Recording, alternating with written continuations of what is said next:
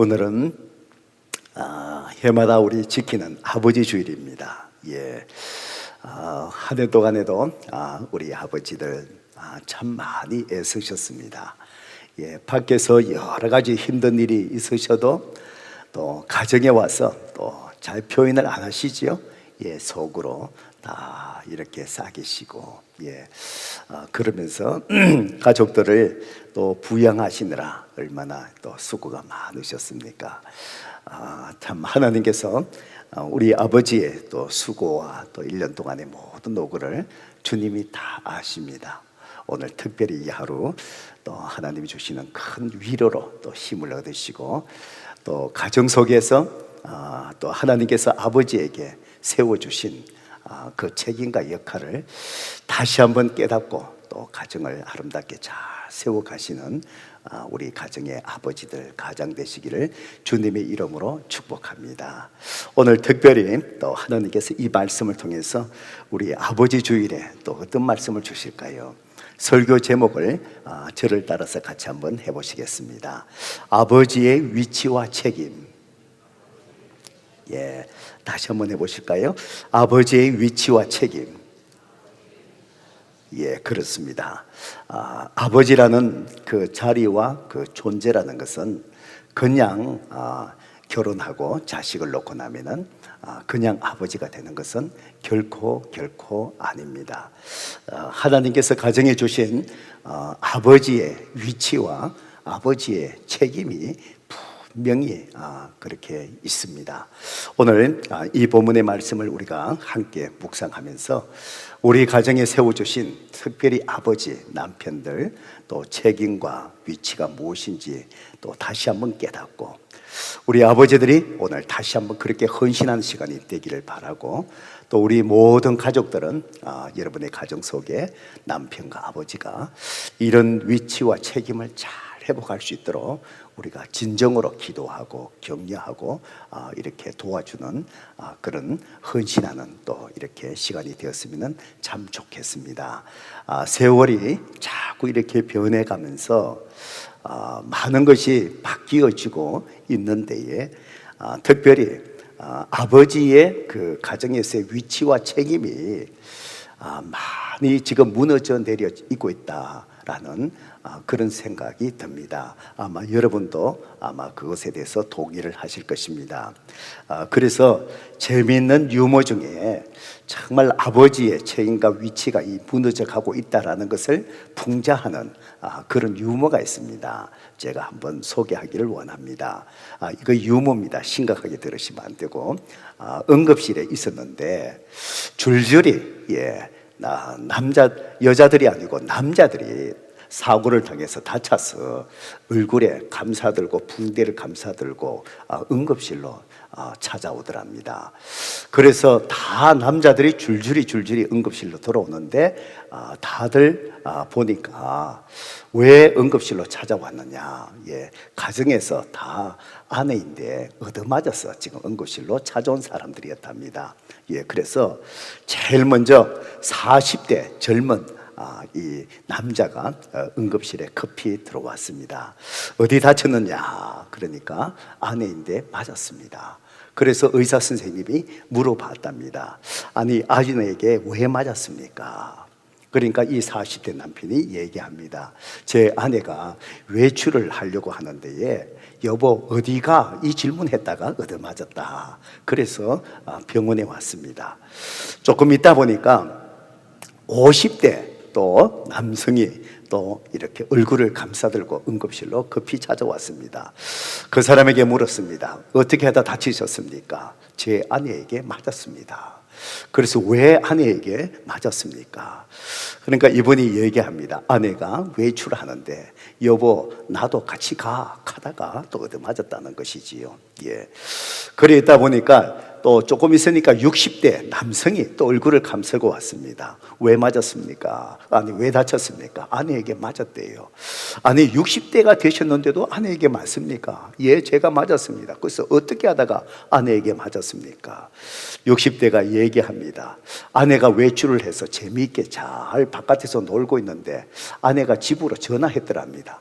그래서 전화로 아내에게 여보 지금 뭐해? 이 물었다가 외출하고 돌아온 아내에게 정말 죽도록 얻어맞았다라고 60대가 그렇게 얘기를 했습니다. 조금 있다 보니까 70대 남성이 또 왔습니다. 예. 그래서 70대 남성은 아내에게 모든 걸 다 주고 했는데 또 왜 맞았습니까? 그러니까 70대 남성이 얘기합니다. 나도 모르겠는데 아침에 자고 일어났는데 아내가 자기 눈앞에서 얼쩡거린다고 맞았다는 거예요. 예. 그래서 70대가 맞았습니다. 조금 있다 보니까 또 80대가 이렇게 왔습니다.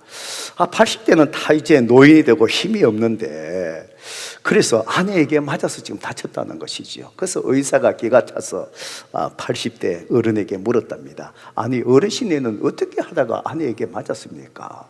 그러니까 이 할아버지가 얘기합니다. 나는 아침에 그냥 잠자리에서 일어났는데 아침에 아내 허락도 없이 눈을 떴다고 맞았다는 거예요. 예. 그렇게 있다 보니까 나중에 90대 할아버지가 이렇게 오신 거예요.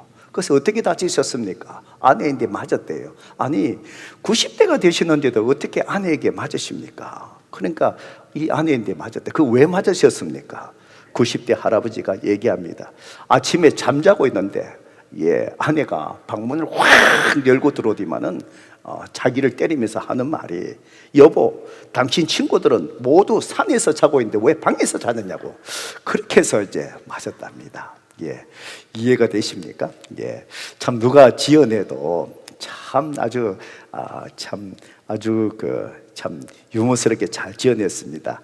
아마 여러분 나이에 이렇게 비교해서 이렇게 보면은 제 같은 경우는 아내가 바깥에서 뭘 하고 있으면 전화 오도록 뭐 해소리 안 물어보면 안 된다는 그런 얘기겠죠. 예. 나중에 가면은 친구들은 다 산에 자고 있는데 왜 방에서 자고 있느냐. 뭐 이것도 맞는 이유가 된다 그럽니다. 참 누가 지어냈든지 간에 참 유머스럽게 잘 이야기를 만들어낸 것 같지만 그 속에는 그 시대의 사회를 풍자하는 그런 풍자의 의미가 담겨져 있습니다. 그만큼 이제 가정에서 이 남편들 아버지의 위치와 책임 그 위상들이 많이 무너져 내리고 있다는 것을 의미하는 이야기가 아니겠습니까? 유명한 여성 문화 인류학자인 그 학자인 마가렛 미드라는 미국 학자가 있습니다. 이분이 이런 얘기를 합니다. 아버지라는 말의 의미가 상실되고 아버지의 그 이미지가 훼손되기 시작하면서 이 세상이 어지러워지기 시작했다. 인류학을 전공하시는 학자가 그런 분석을 했습니다. 그 이야기는 바로 무엇일까요? 이 사회가 어려워진 것이 다 근본적으로 파고들면은 가정에서 아버지 위상이 무너지기 때문이다 라고 인류학자는 그 원인을 그렇게 파악하는 겁니다. 그런 것 같습니다. 아버지의 위기는 가정의 위기고 또 가정의 위기는 또 곧 아버지의 위기라고 할 수가 있습니다. 오늘 이 자리에 있는 우리 아버지뿐만 아니고 우리 모두 다가 가정에서 우리 아버지들이 정말 하나님께서 세워주신 가정에 아버지의 그 위치와 책임 이 자리를 정말 잘 지켜가고 또 회복될 수 있게끔 우리 아버지들이 정말 애쓰시고 헌신하셔야 되고 우리 가족들이 그런 자리를 잘 지켜갈 수 있게끔 우리가 또 뒤에서 격려하고 협력하고 또 도와줘야 할 것입니다. 오늘 우리가 읽었던 이 고린도전서 11장의 이 본문은 바로 그 가정에서의 그 남편 아버지의 위치와 책임에 대해서 우리에게 가르쳐 주시는 말씀입니다. 이 사도 바울 고린도전서는 고린도 교회의 겉면의 말씀이죠. 이 겉면의 여러 가지 겉면의 말씀을 하다가 11장에 와서 고린도 교회 성도들에게 이렇게 주일날 예배를 드릴 때에 예배에 임하는 전통에 대해서 이야기를 합니다. 이것은 전통이기 때문에 오늘날 우리가 지켜도 그만, 지키지 않아도 그만. 그래서 이 고린도 교회 이 당시에 예배 때 지켰던 그 전통 오늘날에는 지키지 않지요. 우리 미국의 서부 영화를 이렇게 보면은 미국 이 개척 당시에 교회에서 예배 드릴 때 보면은 여자들은 다 이렇게 위에 모자를 쓰고 예배를 드리지 않습니까? 이런 것들이 바로 지금 이 고린도전서 11장에 나오는 전통을 그대로 지켜왔기 때문에 그렇습니다. 오늘날에는 그렇게 전통을 지키는 것 같지 않습니다. 그래서 지키지 않는다라고 문제가 될 것도 아니고, 지켜도 문제가 되는 것은 아니지요. 그것은 전통이니까. 그래서 사도 바울이 이 고린도 교회의 예배 인하는 전통에 대해서 얘기를 합니다.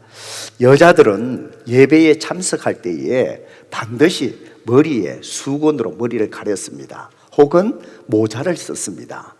모자를 썼고, 그 반면에 남자들은 예배를 드릴 때에 아무것도 머리 위에 쓰지를 않습니다. 쓰지를 않습니다.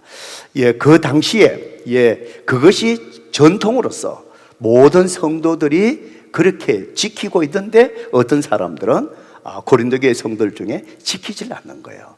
그러다 보니까 당연히 전통을 지키는 사람들이 그걸 무시하고 지키지 않는 사람들을 비난할 수 있겠지요. 오늘날에는 거의 다가 지키지 않으니까 문제가 될 거 없지만, 이게 전통이라는 게 그렇지 않습니까? 그래서 이런 전통을 아는 사람은 오늘날에도 특히 남자들 체육대회 가든지 모자를 쓰잖아요. 그때 기도할 때나 또 목사님들이 말씀을 전할 때나 그럴 때에 모자를 벗습니다. 모자를 벗습니다. 여러분, 신학교 졸업식 때 이렇게 가보면은 이제 졸업식 할 때 보면은 이 모자를 쓰지 않습니까? 그죠? 학사모라 그럽니까? 모자를 쓰잖아요. 쓰다가 기도의 순서가 될 때, 기도할 때는 어떻게 하는지 잘 한번 유심히 보세요. 남자들은 다 머리에서 이 모자를 다 벗습니다. 그것은 바로 이 초대교회 당시의 그 전통을 우리가 기억을 하고 그렇게 하는 것이지요. 그렇게 합니다. 그런데 이 고린도 교회에 이 전통이 지켜지고 있었는데, 그런데 일부 사람들은 그것을 지키지 않았던 것이지요. 그것 때문에 예배드리는 사람들이, 전통을 지키는 자들이 조금 불편했던 것 같습니다. 그래서 사도 바울은 그렇게 여자들은 예배를 드릴 때에 이 모자를 쓰고 머리를 가리고, 남자들은 가리지 않고 다 벗어버리고, 이 전통의 의미가 무엇인지에 대해서 사도 바울이 오늘 이 11장에서 설명을 하고 있는데, 거기에 바로 남편들, 아버지들, 특히 남자들 아버지의 위치와 책임이 무엇인가 라는 것이 이 전통 속에 담겨져 있다 라는 그 의미를 사도 바울이 설명을 하고 있는 거예요. 성도 여러분, 오늘 저와 여러분이 이 아버지들 날을 맞이해서 정말 가정에서 우리 아버지들이 잘 지켜나가야 될 그 아버지의 위치와 책임, 그것이 무엇일까요? 오늘 이 본문의 말씀을 통해서 하나님께서 우리에게 두 가지를 말씀합니다. 저와 여러분이 오늘 이 말씀을 마음에 잘 새기고 정말 우리 가정이 하나님이 기뻐하시는 아름다운 가정으로 세워갈 그 아버지의 책임, 아버지의 위치, 그것을 잘 감당할 수 있는 그런 가정의 아버지가 되기를 주님의 이름으로 축복합니다. 자, 먼저 3절의 말씀에 보면은 아버지의 위치에 대해서 말씀합니다. 가정에서의 아버지 위치는 3절 말씀에 바로 머리라고 하나님은 우리에게 말씀합니다. 자, 고린도전서 11장 3절의 말씀 우리 같이 한번 읽어볼까요? 읽어봅니다. 시작. 그러나 나는 너희가 알기를 원하노니 각 남자의 머리는 그리스도요 여자의 머리는 남자요 그리스도의 머리는 하나님이시니라 라고 말씀을 합니다. 이 3절의 말씀을 하시는 것은 바로 뭐냐? 여자들이 예배를 드릴 때에 머리에 수건이나 모자로 머리를 가려야 될 이유를 설명합니다. 왜 여자들이 예배를 드릴 때 수건이나 모자로 머리를 가려야 되느냐? 그 이유가 바로 뭐냐? 남자의 머리는 그리스도예요. 그 다음에 중요합니다. 여자의 머리는 누구라는 것이지요? 남자라는 것입니다. 여러분, 여자들이 이 머리 위에 수건이나 모자를 쓰고 가리는 이유는 그 전통의 의미가 바로 뭐냐? 여자의 머리는 누구라는 것을 나타낸다는 것이죠. 남자다, 남자다. 이걸 나타내는다는 것입니다. 바로 이것은 바로 무엇일까요? 남자는 남편은, 아버지는 남편은 가정에서의 지도자이고, 아내는 이 남편의 헤드십, 지도력에 아내는 순종해야 된다 라는 하나님께서 세워주신 남편의 그 위치, 그 자리, 그것을 순종의 표시로 드러내는 것이 바로 뭐냐? 예배를 드릴 때에 남자들이, 여자들이 이 남자의, 여자의 머리에 바로 헤드십이 남편이라는 것을 바로 드러내기 위해서 머리 위에다가 모자와 수건으로 가리웠다라는 그런 것입니다. 여러분, 이것은 하나님의 창조의 질서입니다. 하나님 앞에서 아내와 남편의 소중함에 차등이 있다라는 그런 의미가 아니고, 가정에 하나님께서 권위의 질서를 주셨다, 바로 이 말씀입니다. 그러므로 가정에서 우리 아내들과 우리 모든 자녀들은 바로 하나님의 말씀 안에서 아버지의 결정권과 지도력에 반드시 순종을 하셔야 됩니다. 그럴 때에 아버지의 그 위치가 가정에서 확실하게 회복되고 세워지고, 그래야만이 그 가정이 정말 주님 안에서 아름다운 가정으로 빚어질 수 있다라는 그런 말씀입니다. 여러분, 책을 읽다 보니까 이런 이야기가 소개되는 것을 보았습니다. 예수 믿지 않는 남편을 둔 아주 신앙생활 잘하는 아내가 있는 그런 가정이 있었습니다. 이 아내는 남편을 정말 교회로 전도하기 위해서 오랫동안에 참 여러 가지 애를 많이 썼다고 합니다. 이 애를 쓰면 쓸수록 이 남편의 그 마음이 자꾸 강팍해져 갔고요, 자꾸 신앙생활하는 것에 대한 핍박이 너무 심해졌습니다. 결국은 아내가 견디다가 그 핍박이 참 힘들어서 목사님을 찾아와서 상담을 했습니다. 제가 이렇게 불신자의 이 남편과 도저히 지금 참고 기도하면서 전도하려고 애썼는데 도저히 이제 이 남편하고는 살 수가 없습니다. 그래서 제가 어떻게 했으면 좋겠습니까? 라고 목사님과 상담을 했습니다. 그런데 불신자의 그 남편이 얼마 전에 이미 아내 모르게 목사님을 한번 이렇게, 자기도 고민이 되지 않겠습니까? 이 목사님을 만나고 간 적이 있었습니다. 그래서 이미 이 목사님은 남편의 이야기도 다 들어봤고, 이 아내의 지금 상담하면서 그 얘기를 다 들어본 것이지요.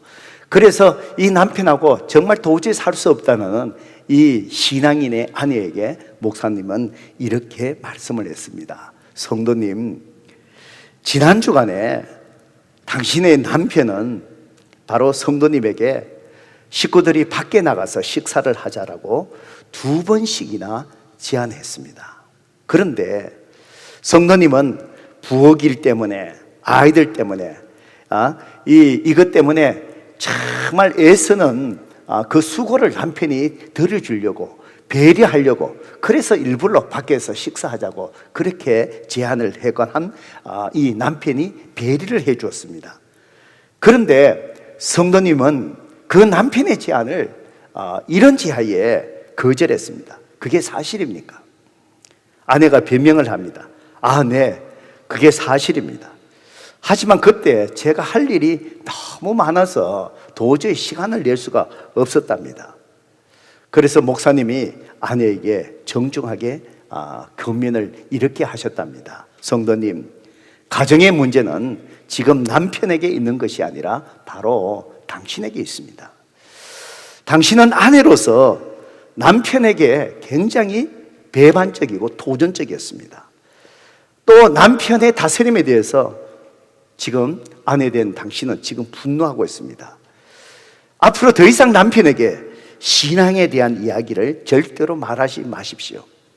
그건 하나님께 맡겨놓으십시오. 그에게 정말 당신이 남편의 그 지도력, 그 다스림에 당신이 따르지 못한 것을 정직하게 사과하십시오. 그리고 지금부터 모든 일에 있어서 남편에게 순종하는 일, 그 일에만 전념하십시오. 목사님이 이 아내에게 그렇게 권면을 했습니다. 이 목사님의 이 권면이 아내에게는 물론 굉장한 충격으로 다가왔겠죠. 예, 이 아내가 목사님의 권면에 순종하면서 절대적으로 남편의 그 말에 다스림에 절대적으로 순종하기 시작했답니다. 그 이후로부터 가정이 달라지고 시작했고, 그 이후에 나중에 이 남편이 결국은 교회에 나와 신앙을 갖게 되었다는 것입니다. 성도 여러분, 이것이 실제로 한 가정에 일어난 이 일들이 오늘날 우리 많은 가정에서 지금 일어나는 가정의 문제가 혹시 아닐까 싶습니다. 여러분, 우리가 정말 좋은 신앙이라는 것은 바로 뭘까요? 하나님께서 가정에 세워주신 남편의 신앙이 좀 부족하더라도, 좀 이렇게 연약한 점이 많이 있더라도, 다듬어지지 못한 점이 있다 할지라도 정말 우리 그리스도인들로서 해야 될 것이 바로 무엇일까요?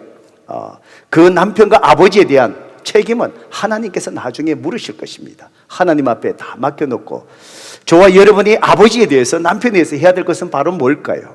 바로 아버지의 위치가 가정에서 머리됨, 헤드십, 순종하는 겁니다. 하나님 말씀에 벗어나지 않는다면, 내가 하기 싫어도 불편해도, 내 생각과 달라도 남편의 결정력, 결정권, 결정한 그것에 그대로 순종하는 것입니다. 그 아버지의 위치가 바로 가정 속에서 바르게 세워졌을 때에, 그때에 하나님께서 그 가정을 아름답게 빚어가게 되는 것입니다. 성도 여러분, 여러분의 가정 속에 정말 아버지의 위치, 머리, 헤드십, 이것이 여러분 가정 속에 잘 회복될 수 있기를 바라고, 그 아버지의 이 지도력이 회복될 수 있게끔 저와 여러분이 잘 격려하고 순종하고 도와주는 그런 지혜로운 저와 여러분 되기를 주님의 이름으로 축복합니다. 두 번째로, 여러분 아버지의 위치와 책임이 무엇일까요? 바로 7절의 말씀을 통해서 하나님이 말씀하십니다. 가정에서의 아버지의 책임은, 성도 여러분, 아버지의 책임은 하나님의 영광을 드러내는 것입니다. 우리 아버님들 꼭 기억하십시오. 우리 가정 속에서 경제적인 부양, 아버지가 참 해야 될 그것입니다. 그렇지만 그 경제적인 부양이 아버지의 가장 먼저 되는 책임이 아니라는 사실입니다. 특별히 우리 한국의 아버지들은 머릿속에 잠재적으로 갖고 있는 것이 무엇인 줄 아십니까? 아버지의 책임은 경제적인 책임만 다 하면은 다 한다고 생각합니다. 그렇지 않습니다. 오히려 경제적인 책임을 내가 다 하지 못한다 할지라도 더 중요한 아버지로서의 책임이 있는데, 그것이 바로 무엇이냐? 아버지의 책임이 하나님의 영광을 드러내는 책임입니다. 가정에서. 자, 7절의 말씀 같이 한번 읽어볼까요? 읽어봅니다. 시작. 남자는 하나님의 형상과 영광이니 그 머리를 마땅히 가르지 않거니와 여자는 남자의 영광이니라 고 얘기했습니다. 성도 여러분, 예배 때에 남자들은 반드시 이 머리나 수건이나 모자를 쓰지 않아야 했습니다. 여자들은 써야 되지만 남자들은 쓰지 않았습니다. 그 이유가 바로 뭐냐? 남자는 뭐라고요? 하나님의 형상과 영광이기 때문이다라고 그렇게 성경은 설명합니다. 바로 하나님의 형상과 남자는 영광이다. 이 말은 무슨 얘기입니까? 가정에서의 아버지의 책임은 바로 뭐냐? 아버지를 통해서 하나님의 위엄이 드러나고, 아버지를 통해서 모든 가족이 바로 하나님이 존중받게 되게 하는 것이 아버지의 책임이라는 것입니다. 그렇기 때문에 성경은 부족한 아버지에 대해서 아내들아 남편에게 뭐 하라 그러죠? 복종하라 그럽니다. 성도 여러분, 정말 우리 가정의 아버지들이, 저를 포함해서 아내들이 정말 복종할 수 있을 정도로 우리의 삶이 정말 성숙되고 흠이 없는 그런 아버지가 이 세상에 얼마나 있을까요? 우리는 다 부족합니다. 하나님께서 이렇게 부족한 우리 아버지에게 아내들이여 남편에게 복종하라 라고 그렇게 말씀하신 이유가 바로 뭘까요? 가정에 하나님께서 아버지에게 주신 이 책임이 너무 크기 때문입니다. 하나님의 형상과 하나님의 영광, 즉 하나님의 존엄과 위엄을 드러낼 수 있는 그 책임의 자리로서 아버지를 허락하셨기 때문에, 그래서 하나님은 부족한 아버지이지만 아내들이요 남편에게 순종하라 그렇게 말씀하시는 것입니다. 성도 여러분, 우리 가정 속에 저를 포함한 아버지 여러분, 여러분은 얼마나 여러분을 통해서 여러분 가까이 있는 가족들에게 하나님의 영광을 드러내십니까? 하나님의 존귀함을 여러분의 삶을 통해서 드러내십니까? 여러분의 삶을 통해서 여러분의 가족들이 얼마나 하나님을 경건하게 정말 섬기는 그런 하나님의 사람으로 여러분을 통해서 여러분의 가족들이 정말 세워져 가고 있습니까? 그것이 아버지의 책임이라는 것입니다. 우리가 사회적으로 아무리 잘한다 할지라도, 비즈니스를 아무리 잘한다 할지라도, 많은 경제적인 그런 것을 그렇게 거두어 드린다 할지라도 가정 속에서 아버지의 책임, 이 책임을 다하지 못한다면 그것은 아무 소용없는 것입니다. 창세기에 보면은 에덴 동산에서 아담과 하와가 하나님의 명령을 어기고 죄를 짓고 선악과를 따먹었습니다. 죄를 지었습니다. 먼저 하와가 뱀의 유혹에 빠져서 그걸 먹고 난 다음에 아담에게도 가서 이걸 먹게 죄를 짓게 만들었습니다. 그 가정이 하나님 앞에 죄를 범했습니다. 죄를 범하고 나면 어떻습니까? 두렵지요? 부끄럽지요? 그래서 벗은 것이 부끄러워지는 것이죠. 그리고 죄를 짓게 나면 어떻게 되죠? 어둠 속에 숨게 됩니다. 그래서 아담과 이브가 숲속에 하나님의 낯을 피해서 숨었습니다. 그때 하나님은 아담과 이브를 찾으시면서 하나님은 누구를 먼저 찾으셨습니까? 깊이 생각해 보십시오. 먼저 죄를 짓게 된 것은 이 하와 아내가 먼저 죄를 짓게 됐죠. 그래서 아담까지 다 죄를 범했지요. 그 가정이 하나님 앞에 죄를 지었을 때, 숨게 되었을 때 하나님은 누구를 먼저 찾느냐는 거예요.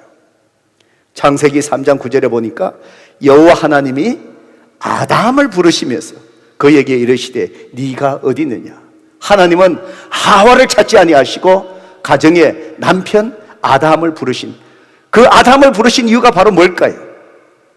이 가정의 영적인 책임, 하나님의 영광을 드러내고 하나님의 거룩함을 지켜나가야 될 그 책임이 누구에게 있기 때문이죠? 남편에게 있기 때문에 그렇다는 거예요. 남편은 가정에서 하나님의 영광과 형상이기 때문에 하나님은 아담을 찾으신 거예요. 그렇습니다. 여러분, 사무엘상에 보면은 그 당시 엘리 제사장의 아들들이 있었습니다. 그 아들들도 제사장이었습니다. 그런데 엘리 제사장의 그 가정이 어떻게 됩니까? 블레셋에게 전투에 나갔다가 아들들이 다 죽습니다. 그리고 그 소식을 의자에 앉아서 듣고 있던 그 엘리 제사장이 언약궤를 빼앗기고 전투에 졌다는 소식을 듣고 의자에서 넘어져서 목이 부러져서 이 엘리 제사장이 죽었습니다. 하나님께서 그 가정을, 엘리 제사장의 가정을 완전히 심판하시고 그 가문을 닫으셨습니다. 왜 하나님께서 엘리 제사장의 그 가정을 닫으셨을까요? 왜 닫으셨을까요? 그 가정에 하나님 앞에 범죄한 그것이 아니겠습니까? 그 자녀들이 제사장이지만 하나님 앞에 바르게 서지 않았습니다. 하나님 앞에 제물을 드리기 있어서 준비를 하는 데에 하나님 앞에 드려지기 전에도 이 제사장 아들들이 와서 갈고리를 꺼서 고기를 꺾고 하나님 앞에 예배를 무시했습니다. 그리고 그 제사장 거기에서 제단을 섬기는 여인들과 아주 스캔들을 일으키면서 그런 아주 하나님 앞에 성전에서 엄청난 죄를 범했습니다. 그런데 문제는 바로 무엇인 줄 아십니까? 아버지는 가정에서 하나님의 형상과 영광, 하나님의 존귀와 위엄을 드러내야 될 아버지의 책임이 있는데 엘리 제사장이 죄를 지은 그 자녀들에게 너무너무 관대했습니다. 관대했습니다. 바로 하나님의 위엄과 존귀가 바로 정말 이 아들들 때문에 그것이 드러나지 못하고 죄를 짓게 그 상황에 누구보다도 이 가정의 책임이 아버지 제사장 엘리에게 있는데 그 아들들을 바로잡지 않는 거예요. 엄하게 다스리질 않은 거예요. 그 책임을 다하지 않는 거예요. 불행하게도 하나님은 엘리 제사장의 가문을 하나님께서 닫아버리신 거예요.